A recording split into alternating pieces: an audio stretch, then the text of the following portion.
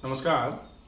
UTI, urinary tract infections, ये एक ऐसा विषय है जो बहुत सारे लोगों को परेशान करता है।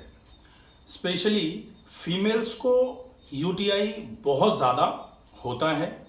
कारण ये है कि थोड़ा बहुत भी अगर इनहाइजीनिक कंडीशन हुई तो यूटीआई बहुत प्रोमिनेंसी के साथ फीमेल्स में हो जाता है। तो हाइजीन मेंटेनेंस सबसे ज़्यादा इम्पॉर्टेंट होता है। हाइजीन मेंटेनेंस में आप फूड हाइजीन को मेंटेन करने का प्रयास करें, कोशिश करें आप क्लॉथ हाइजीन मेंटेन करें, आप पर्सनल हाइजीन मेंटेन करें। अगर ये तीन चीज़ें अच्छे तरीके से मेंटेनेंस पर रहती हैं तो यूटीआई होने के चांसेस बहुत कम रहते हैं। लेकिन फिर भी यूटीआई होने के मूल कारणों में जो सबसे अहम कारण माना जाता है वो होता है डिफेंस मैकेनिज्म का कमज़ोर पड़ जाना। डिफेंस मैकेनिज्म का कमज़ोर पड़ जाना अर्थात जब शरीर में प्रोटेक्टिव मैकेनिज्म में कहीं कमी आती है तब ही किसी भी प्रकार का कोई भी इन्फ्लेमेशन या इन्फेक्शन शरीर में होता है। इन्फेक्शन तो डेफिनेटली पैथोजेनिक ऑर्गेनिज्म की वजह से हो रहा है। तो पैथोजेनिक ऑर्गेनिज्म अगर हमारी बॉडी में एक्टिवली किसी बीमारी को कराने में सक्षम होता है तो निश्चित ही हमारे शरीर की रोगों से लड़ने की क्षमता की कमी की वजह से हो सकता है। हम आज उपस्थित हैं योगा फॉर यूटीआई का विषय लेकर के।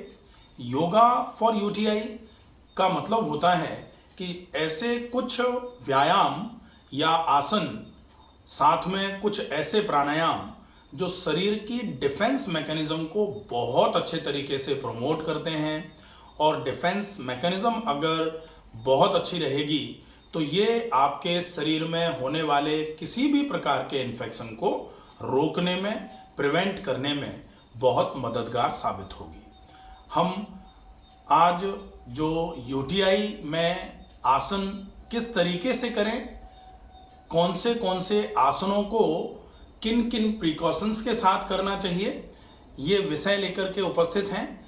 विषय में डेमो करने के लिए जो डॉक्टर हैं, डॉक्टर जूही, आज ये आपको बताएंगी कि यूटीआई में आसनों में क्या विशेष सावधानी रखनी चाहिए, किस आसन को किस तरीके से किया जाए कि वो आसन यूटीआई में आपके लिए विशेष तौर पर कारगर सिद्ध हो। सबसे पहला आसन जो हम करेंगे, आसन का नाम होगा, सबसे पहले हम करेंगे आसन सीधे लेट करके करने वाले। सीधे लेट करके करने वाले आसनों के लिए हम डॉक्टर जूही से रिक्वेस्ट करेंगे पीठ के बल सीधे लेट जाएं। पीठ के बल सीधे लेटे, दोनों पैर मिले हुए, दोनों पैर आपस में मिले हुए, दोनों हाथ शरीर के बगल में।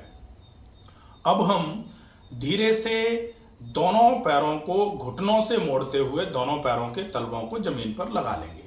आसन की तैयारी जिसकी हम कर रहे हैं, आसन का नाम है सेतु बंधासन। सेतु बंधासन का अभ्यास अगर आप बहुत अच्छे तरीके से करते हैं तो ये पेल्विक फ्लोर की मसल्स को मजबूत करने के साथ साथ पेल्विक फ्लोर की मसल्स के आसपास ब्लड का फ्लो बढ़ाने का काम करता है। ये आसन आपके लिए बहुत इफेक्टिवली पीआईडी का रोग है या फिर जो यूटीआई का रोग है, इसको अच्छे तरीके से कंट्रोल करने में आपकी मदद करेगा। आसन को करने के लिए आपने दोनों घुटनों को मोड़ते हुए तलवों को जमीन पर रख लिया। अब आपको श्वास को भर लेना है और श्वास को छोड़ते हुए कमर को ऊपर की ओर उठाना है। श्वास को छोड़ते हुए कमर को ऊपर की ओर उठाएंगे। आप कमर को ऊपर की ओर उठा के पूरे इस सेतु बंधासन के पोज को मेंटेन करेंगे। श्वास को भरना, भरी गई श्वास को धीरे धीरे करके छोड़ना। आप इस आसन को मेंटेन करने के लिए श्वास को भरना छोड़ना जारी रखेंगे। लंबी गहरी श्वास भरें, भरी गई श्वास को धीरे धीरे करके छोड़ें। 30 सेकंड जब पूरे हो जाएंगे तब धीरे से श्वास को भरते हुए कमर को नीचे की ओर लेकर के आते हैं। ये पहला आसन जो आपके यूरिनरी ट्रैक्ट इन्फेक्शंस में आपकी बहुत अच्छे तरीके से मदद करता है। इसी आसन का एक वेरिएशन मान सकते हैं या फिर इस आसन में आप बंध का उपयोग करके आसन प्लस बंध का कॉम्बिनेशन करेंगे जो आपके पेल्विक मसल्स को, पेल्विक फ्लोर की मसल्स को बहुत मजबूत करवाएगा। साथ में ये पेल्विक एरिया पर ब्लड सर्कुलेशन बढ़ाने में भी बहुत इफेक्टिवली आपकी मदद करेगा। सबसे पहले हम फिर से सेतुबंधासन की अवस्था में आते हैं। दोनों पैरों को घुटनों से मोड़ा, तलवे जमीन पर, धीरे से श्वास को छोड़ते हुए कमर को ऊपर की ओर उठाया, कमर को ऊपर की ओर उठाया। अब यहां हम मूल बंध का और उड्डयन बंध का अभ्यास करेंगे। मूल बंध के लिए एकदम से जोर से श्वास को पूरा भरा और पूरी श्वास को छोड़ने के बाद पूरे एनल स्फिंक्टर को जोर से स्क्वीज करके रखना होता है। साथ में आपको एब्डोमिनल लॉक भी करना होता है। श्वास को पूरा छोड़ा, पेट को पूरा अंदर की तरफ दबाया और दबा करके लॉक करके छोड़ दिया। अब यहां आप श्वास को छोड़ करके रुकेंगे, इसलिए आप 10 सेकेंड, 15 सेकेंड, 20 सेकेंड जितनी देर श्वास को छोड़ करके रुक सकते हैं रुकें। धीरे से श्वास को भरते हुए बंद को रिलीज करेंगे और एक बार फिर से हम सेतुबंधासन की अवस्था में ही हैं। सेतुबंधासन की अवस्था को मेंटेन किए हुए हम दोबारा से पूरी लंबी गहरी श्वास भरेंगे। फिर पूरी श्वास को छोड़ते हुए एक बार फिर से मूल बंध और उड्डयन बंध का अभ्यास करेंगे। अभ्यास करके फिर से रुकेंगे। रुक करके लगभग 10 से 15-20 सेकेंड आप फिर से होल्ड करेंगे। उसके बाद धीरे से फिर से श्वास भरते हुए बंध को रिलीज करेंगे। आप 3 बार एक आसन को मेंटेन करके बंध को लगाना, होल्ड करना और बंध को रिलीज करना करेंगे। आप इस आसन का अभ्यास जो है वो 3 रिपीटेशन तक रिपीट कर सकते हैं। ये आसन आपके लिए बहुत इफेक्टिवली यूटीआई की समस्या को ट्रीट करने में आपकी हेल्प करेगा। धीरे से श्वास को भरते हुए कमर को नीचे लेकर के आएंगे। दोनों पैरों को श्वास को छोड़ते हुए फैला देंगे। ये आसन सेतुबंधासन का दूसरा वेरिएशन के रूप में हमने देखा। अब हम इसी सीधे लेटने की श्रेणी में एक आसन और होता है, उस आसन का अभ्यास करेंगे। वो भी पेल्विक रीजन पर ब्लड सर्कुलेशन बढ़ाने के लिए बहुत अच्छा आसन है। आसन का नाम है नौकासन। नौकासन के लिए आप अपने दोनों हाथों को फ्रंट थाइस पर रख लेते हैं। फ्रंट थाइस पर रखा। अब दोनों हाथों को श्वास को भरते हुए पीछे, सिर के पीछे जमीन पर लगा लिया। ये श्वास को भरते हुए किया आपने।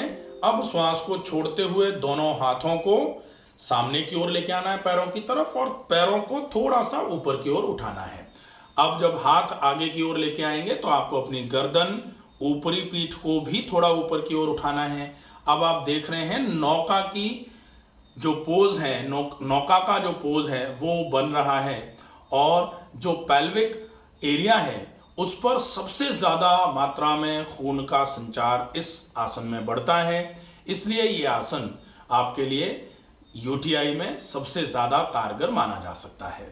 अब इसके बाद हम पेट के बल लेट करके करने वाले आसनों की प्रैक्टिस करेंगे। पेट के बल लेट के करने वाले आसनों के लिए हम धीरे से करवट लेते हुए पेट के बल लेट जाएंगे। पेट के बल लेट जाएंगे। फिर पेट के बल लेट के करने वाले आसनों में पहला आसन जो होगा, आसन का नाम है भुजंगासन। भुजंगासन का अभ्यास करेंगे। भुजंगासन के लिए दोनों हाथ सीने के बगल में, हथेलियां जमीन पर। श्वास को भरते हुए आपको पूरे सिर को, गर्दन को, सीने को और पेट को नाभि तक के हिस्से तक उठाना है। गर्दन से पूरा बिल्कुल सिर को पीछे की तरफ ले जाना है। श्वास को भरते हुए इस प्रक्रिया को करते हैं। पूरा सिर के ऊपर छत को देखने की कोशिश।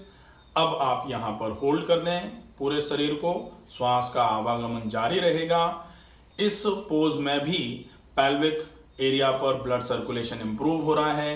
पेल्विक एरिया पर ब्लड सर्कुलेशन के इंप्रूव होने की वजह से आपके पेल्विक एरिया पर ब्लड सर्कुलेशन जब इंप्रूव होगा तो वहाँ की फंक्शनल एबिलिटीज इंप्रूव हो जाएंगी। उस एरिया के डिफेंस मैकेनिज्म को एक्टिव करने में ये आसन आपकी सबसे अच्छे तरीके से हेल्प करता है। तो यूटीआई में ये आसन भी आपके लिए बहुत मददगार साबित होगा। इसके बाद हम दूसरे आसन के रूप में हम कर सकते हैं शलभासन का अभ्यास। दोनों पैरों से शलभासन करना बहुत हितकर माना जाता है, जो आपके पूरे के पूरे ग्लूटियल मसल्स को मजबूत करेगा। साथ में आपके फ्रंट थाई की मसल जिनको हैमस्ट्रिंग्स पीछे की होती हैं, क्वाड्रिसेप फ्रंट थाइस की मसल हैं, क्वाड्रिसेप को भी ये स्ट्रेच करवाएगा और हैमस्ट्रिंग को भी स्ट्रेंथ पहुंचाने में ये आसन आपकी मदद करता है। साथ में ये पेल्विक एरिया पर ब्लड सर्कुलेशन बढ़ाने के लिए बहुत रेस्पॉन्सिबल आसन माना जाता है। आसन को कैसे किया जाएगा? दोनों हाथों की मुट्ठियां बना करके रेस्पेक्टिवली दोनों थाइस के नीचे रख ली जाएं। फिर श्वास को भरते हुए दोनों पैरों को घुटनों से बिना मोड़े हुए ऊपर की ओर उठाना है, उठा करके रोकना है। अब आप श्वास के आवागमन को जारी रख सकते हैं। लंबे समय तक 30 सेकंड के आसपास तक का समय आप इस आसन में होल्ड करने में निकालेंगे। धीरे से श्वास की गति धीमी और गहरी बनाए हुए श्वास को पूरा भरा, श्वास को छोड़ते हुए जब 30 सेकंड पूरे हो जाएं तो श्वास को छोड़ते हुए दोनों पैरों को धीरे धीरे करके जमीन पर लेकर के आ जाएंगे। ये कुछ आसनों का अभ्यास था। ये सारे के सारे आसन आपके पेल्विक एरिया को मजबूत करने के लिए इफेक्टिव आसन थे। इन आसनों के अभ्यास के बाद हम ब्रीदिंग एक्सरसाइजेस पर जाएंगे। ब्रीदिंग एक्सरसाइजेस के लिए बैठने की अवस्था में आना होता है। इस प्रोन सीरीज की अवस्था से बैठने की अवस्था में आ जाएं। सीधे बैठे हुए हैं, किसी भी सुविधाजनक आसन में बैठ जाएंगे। कोई भी ऐसा आसन जिसमें लंबे समय तक इजीली बैठे रह सकें। अब हम प्राणायाम में नाड़ी शोधन अनुलोम विलोम प्राणायाम का अभ्यास करेंगे। नाड़ी शोधन अनुलोम विलोम प्राणायाम के लिए दाहिने हाथ का अंगूठा दाहिनी नासिका पर लगाया, बाईं नासिका से पूरी श्वास को भरना है, फिर दाईं नासिका से पूरी श्वास को छोड़ देना है। दाईं से श्वास को छोड़ा था इसलिए दाईं से ही फिर वापस श्वास को भरेंगे और बाईं से श्वास को छोड़ देंगे। फिर जिससे छोड़ा उससे वापस भरेंगे और अपोजिट से छोड़ देंगे। फिर जिससे छोड़ा उससे वापस भरेंगे और अपोजिट से छोड़ देंगे। इसी प्रक्रिया को लगातार कम से कम 3 से 5 मिनट तक अभ्यास में रखेंगे।